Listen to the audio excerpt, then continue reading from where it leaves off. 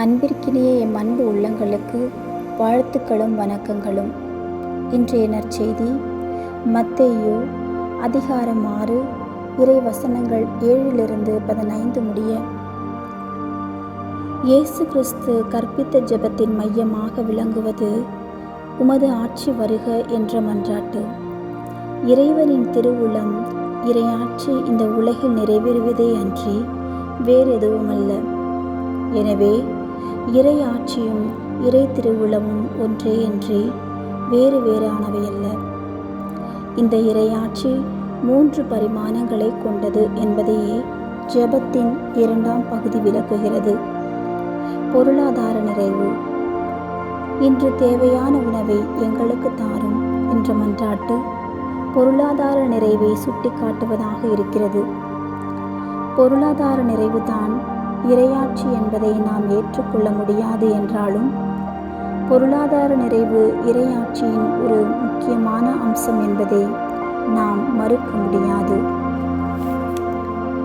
உறவு வாழ்வில் நிறைவு. எங்களுக்கு எதிராக குற்றம் செய்தோரை என்ற மன்றாட்டு பிறரோடும் இறைவனோடுமான நம் உறவு முழுமையை நோக்கியதாக இருப்பதற்கான அழைப்பாக இருக்கிறது. உறவு வாழ்வின் மிகப்பெரிய தடைகளான வெறுப்பும் கசப்புணர்வும் மன்னிப்பின் மூலம் அகற்றப்படும் போது நம் உறவு வாழ்வு செழிக்கும் என்பதில் எந்த சந்தேகமும் இல்லை. ஆன்மீக வாழ்வில் நிறைவு.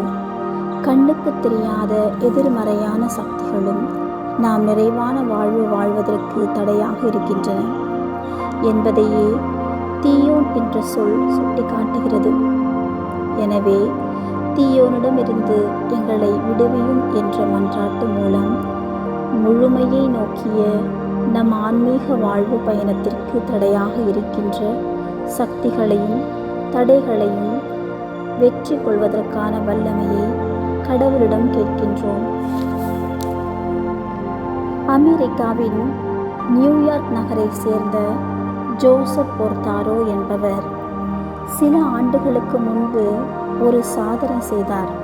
அதாவது, ஒரு சிறிய நாணயத்தை எடுத்து அதில் கர்த்தர் கற்பித்த ஜெபத்தை 17 முறை எழுதினார்.